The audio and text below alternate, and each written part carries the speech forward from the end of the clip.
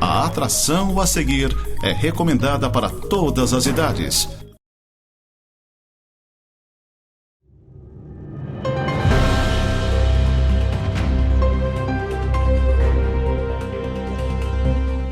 Olá pessoal, sejam bem-vindos mais uma vez ao nosso Neurotalk. Hoje vamos falar sobre diagnóstico tardio com o Clécio, nosso especialista, que atende praticamente somente diagnóstico tardio, né? Avaliação, diagnóstico, terapia, tratamento, intervenção. E tô aqui então para esse bate-papo. Vamos trazer muitas coisas que vão agregar, né, para a vida dos nossos participantes. Bom, Clécio, a gente escuta muito que tudo virou autismo. Agora, todo mundo é autista, certo? A gente está tendo realmente um aumento nessa incidência dos diagnósticos. E qual que é a razão para isso, né? Por que tá tendo tanto caso para as pessoas saírem falando que tudo virou autismo?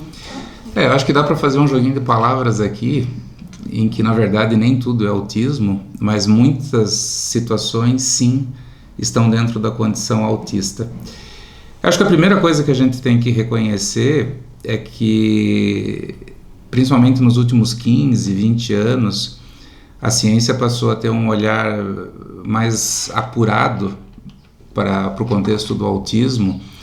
As pesquisas cresceram muito, né? Tanto que nós temos o PubMed, que é a maior plataforma de publicações de pesquisas científicas na área da saúde, e se você digita lá hoje autismo, você vai ter milhares e milhares e milhares de artigos científicos relacionados a isso. O Brasil é um país que também vem pesquisando muito, pesquisadores brasileiros contribuindo em instituições internacionais, e passou a se ter um olhar mais apurado sobre a questão do autismo, tá?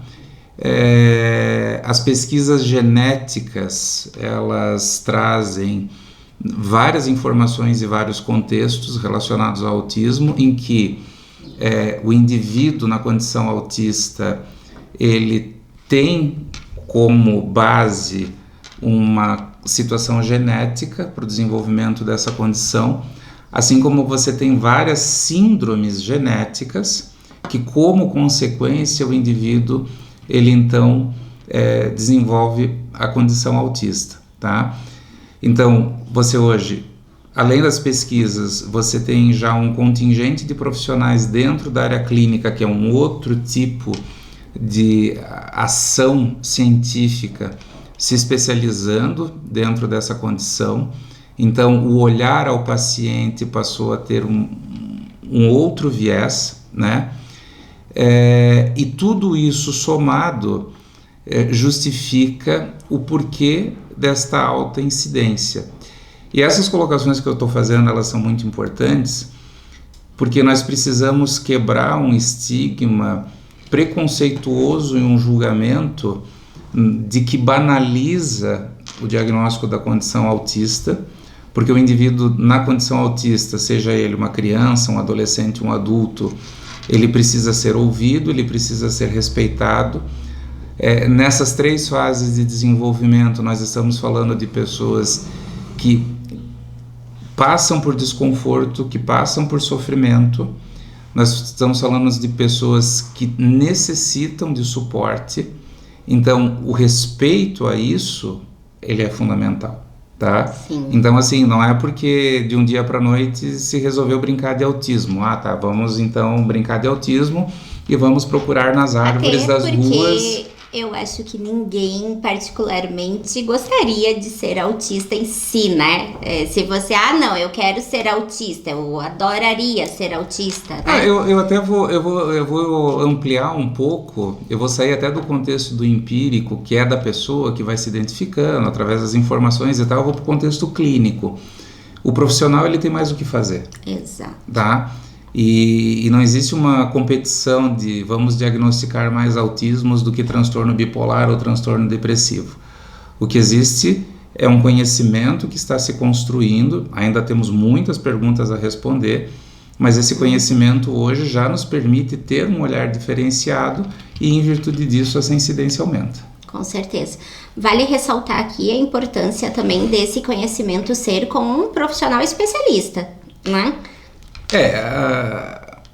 A tua pergunta ela é muito interessante, né? Porque o público leigo ele já parte do princípio que quando eu busco um profissional, eu naturalmente estou buscando um especialista. Mas a ressalva sobre o especialista ela é fundamental, porque isso é um fato constatado, tá? Eu tenho as redes sociais do Não Foi Ontem, então diariamente eu leio e escuto depoimentos de pessoas que buscam a sua avaliação, de que buscam um tratamento e que são desqualificados pelos profissionais da clínica, tá? Sim. Por quê? Porque ainda estão presos dentro de uma conceituação antiga, em que o diagnóstico sintomatológico ele é primordial, não se busca uma nosografia. O que é a nosografia? É o desenvolvimento do quadro que o indivíduo apresenta, e esse paciente ele passa a ser um peregrino da área da saúde, em que ele passa por diferentes profissionais, por diferentes diagnósticos, por diferentes tratamentos com uma baixíssima resolutividade, tá? Não vai na essência, né? Até o momento, então, que algo acontece, ele passa por um especialista, ele é diagnosticado dentro da condição e a partir daí a sua qualidade de vida melhora.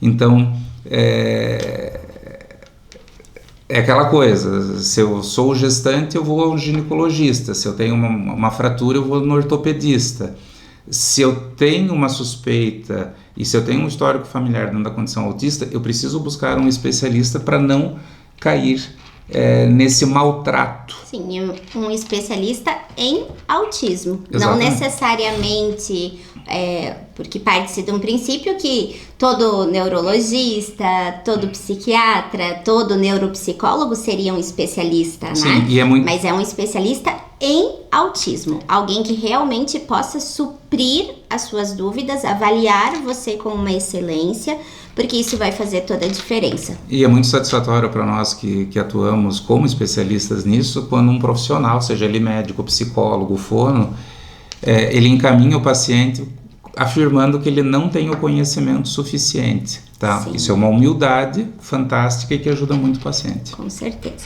Agora você, como um especialista nessa área do autismo, tanto em adolescentes quanto adultos, quanto essa parte do diagnóstico tardio, conta pra gente como identificar as características da condição autista no adolescente, no adulto. Na verdade, a identificação dessas características, elas poderiam ser feitas anteriormente, já na infância, nos primeiros anos de vida, na pré-adolescência, tá? O que acontece? Quando você fala da condição autista, você fala nível de suporte 1, nível de suporte 2 e nível de suporte 3. Fundamental, independentemente de ser nível 1 ou de nível 3, nós estamos falando de pessoas que necessitam de suporte, ponto, tá? O que acontece no diagnóstico tardio, nós estamos falando de pessoas que apresentam sinais da condição autista que são percebidas e definidas ao seu redor como condições socialmente aceitas, tá? Então, por exemplo, quando você pega um adolescente, você vai identificar um adolescente que ele é mais reservado, que ele não tem ou uma inclinação ou um desejo para um contexto social como seria comum dentro da faixa etária dele. Você vai pegar um adolescente que tem focos de interesse específico, leia-se específico, uma palavra que eu gosto muito, exóticos, que gosta da astronomia, que gosta de estudar determinados tipos de animais. Partes da história, né? Partes da história. Jogos. Que pesquisa, que passa uma boa parte do tempo pesquisando. Então, assim, o que acontece no social?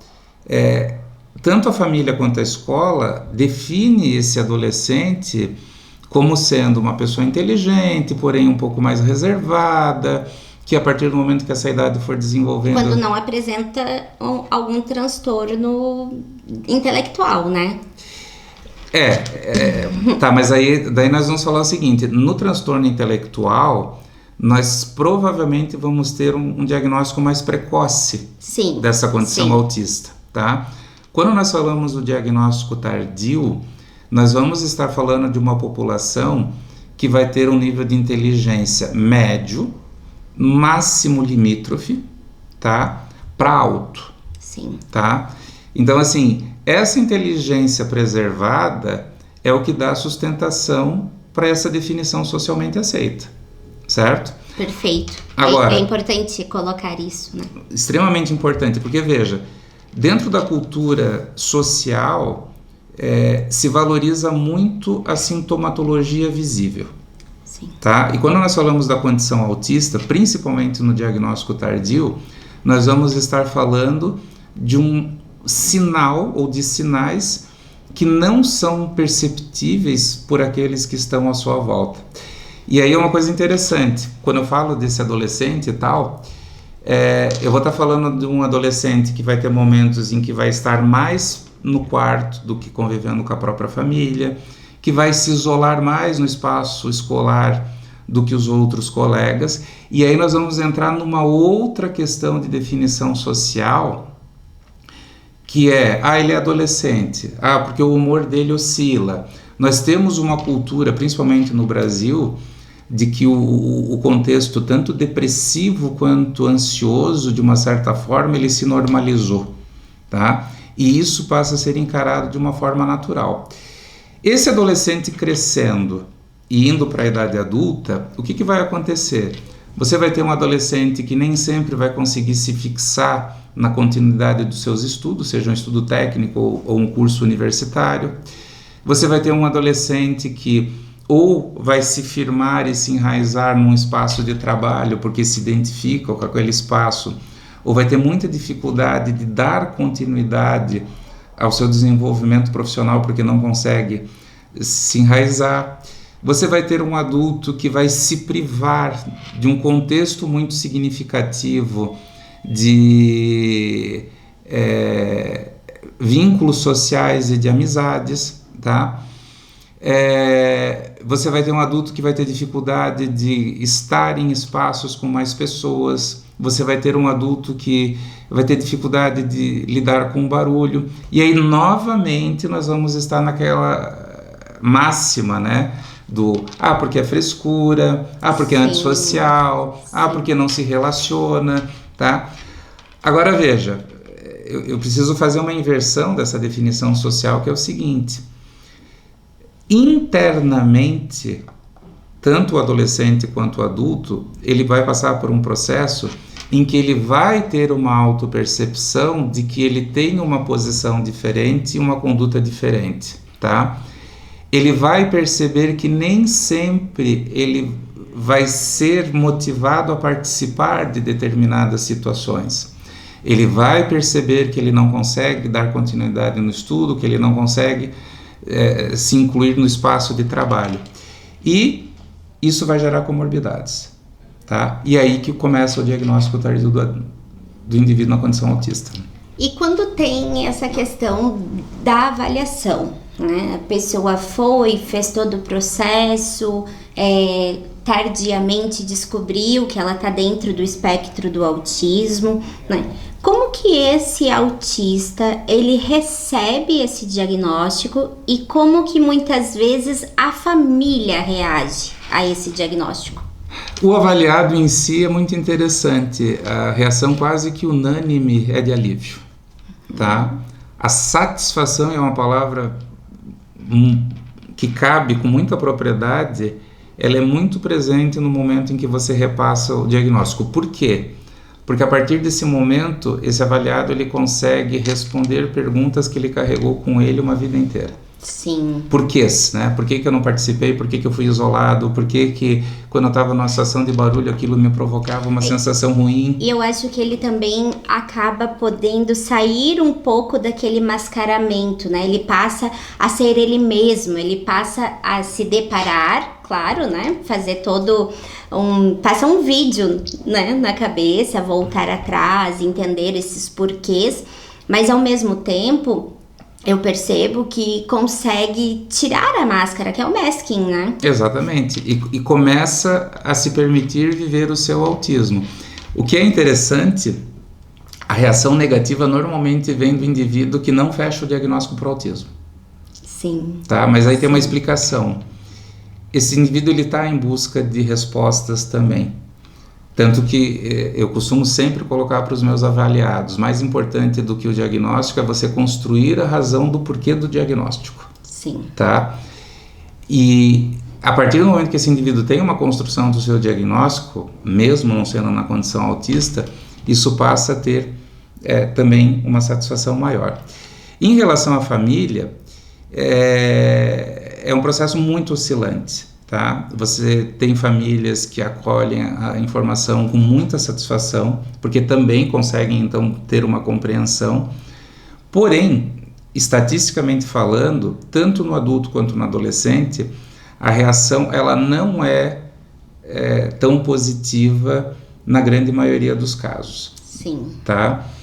Primeiro porque faltam informações a respeito do autismo, né? Empiricamente falando, as pessoas têm um conceito de que do autista clássico, que é o autista isolado, que não fala, que tem estereotipias, e que isso é incompatível com a informação que está sendo recebida naquele momento. E aí a gente escuta muito, mas você nem cara de autista tem. Mas você nem cara de autista tem.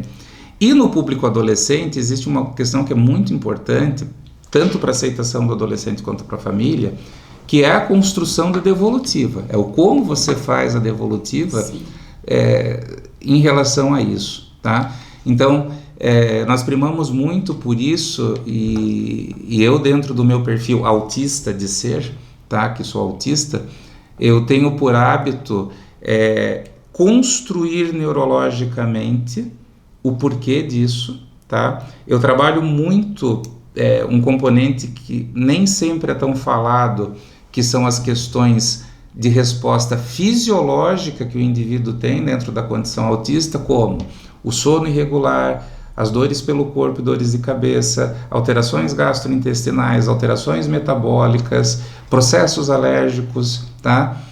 Que estão relacionados a uma hipersensibilidade sensorial. Uma sobrecarga.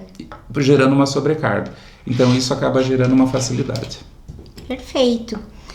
Após esse diagnóstico, né, depois que ele recebeu o diagnóstico, existe uma necessidade de ajuste em diferentes contextos para essa pessoa, e também esse processo, ele acontece de uma forma tranquila, existem barreiras, a pessoa pode melhorar a qualidade de vida dela com o diagnóstico.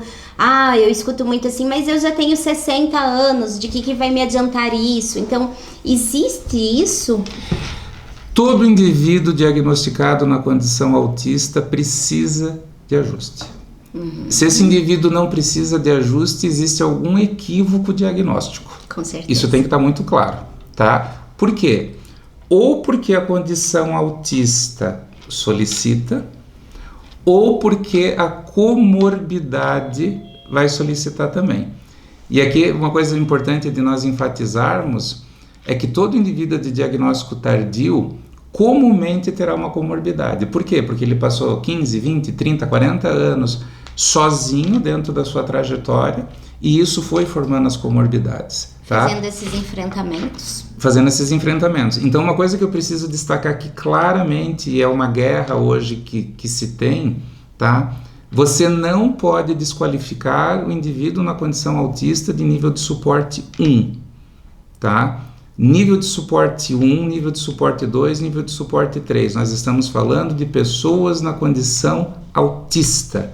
A questão da intensidade de suporte muda, mas o suporte ele continua. E se ele não precisasse de suporte, repito, ele não está dentro da condição autista. Então, pessoas, principalmente profissionais, prestem atenção, que desqualificam, vocês estão cometendo um erro gravíssimo, estão promovendo um desserviço para o processo da neurodivergência, tá?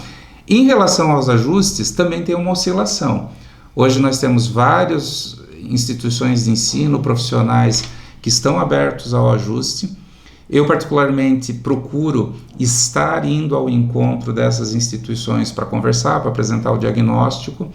Eu sempre coloco que os ajustes, eles são pequenos, você não precisa reinventar a roda, são pequenas atitudes de grande impacto que vão provocar as alterações. Ao mesmo tempo, você também vai ter organizações e instituições de ensino que não se dispõem a provocar esse ajuste, tá? E o que a gente sempre enfatiza? O indivíduo diagnosticado na condição autista tem uma lei que o protege. E a partir do momento que as instituições de ensino e as empresas não procuram atender essa necessidade, esse indivíduo precisa buscar o seu direito legal. Com certeza. Isso é primordial, né? Entender a sua condição, entender a sua necessidade, fazer esses pequenos ajustes, estudar sobre, porque conhecimento te gera qualidade de vida, né? Então, às vezes, um uso de um abafador de ruídos, entender o tecido, quanto aquilo está causando impacto sensorial, são pequenas coisas que eu vejo na minha casa com os meus filhos adolescentes, que ontem nós fomos ao cinema. Não dá para ir no cinema sem um abafador de ruídos, porque aquele volume é muito alto. Então, antes a minha filha, ela desmaiava dentro do cinema. Hoje, com o abafador, ela consegue estar lá, assistir, porque ela gosta muito, e ter a qualidade de vida no seu dia a dia. Aproveitar de uma maneira perfeita, né? Qual que é a tua mensagem final pra gente que tá encerrando já o nosso programa? E acho que você poderia trazer o que eu escuto todos os dias na clínica de você, na tua ação de ensinar o autista a ser autista. A minha grande meta no meu trabalho, como a Karen falou, né, hoje eu só avalio e trato neurodivergentes de diagnóstico tardio, e eu sempre pontuo para os meus pacientes o seguinte: o nosso processo terapêutico, ele tem por finalidade ensinar o autista a ser autista, tá? Essa é a grande premissa para a qualidade de vida, para alcançar aquilo que se deseja e o sucesso. A terapia do indivíduo na condição autista, ela não serve para sanar um desejo e uma ansiedade de quem está ao entorno do indivíduo. Ela está ali para trabalhar aquilo que o indivíduo pode se desenvolver em termos de habilidade e, consequentemente, ampliar e melhorar a sua relação com as pessoas, mas principalmente fazer com que esse indivíduo se sinta feliz dentro da condição que ele tem. Ponto. Maravilha. Pessoal, muito obrigado mais uma vez estarem aqui conosco. Mandem suas perguntas, participem, tragam temas que vocês gostariam de assistir aqui e nos vemos no nosso próximo Neurotalk.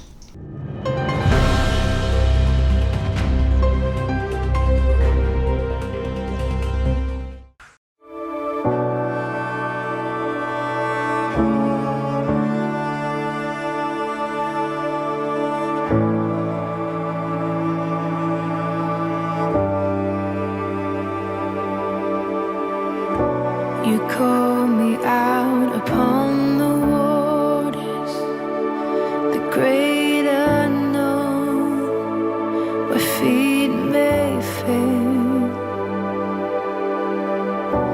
and there I find you in the mystery, in oceans deep, my faith will stand.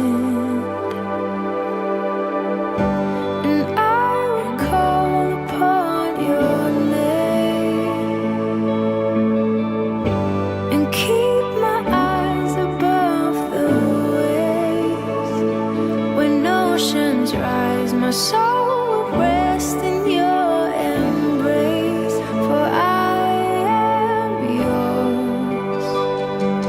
You are mine.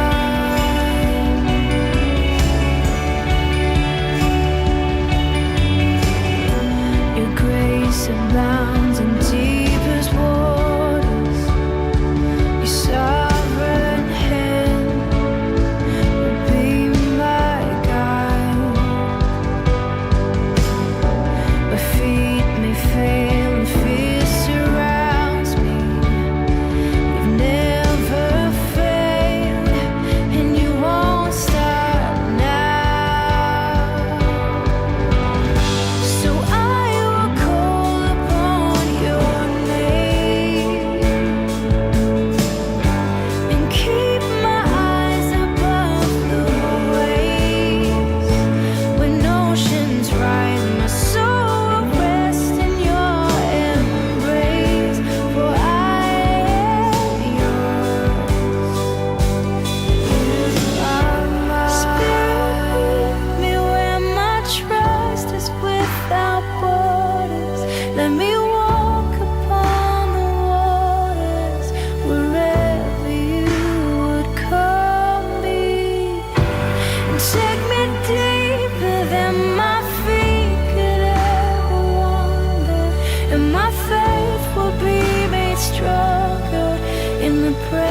inside myself.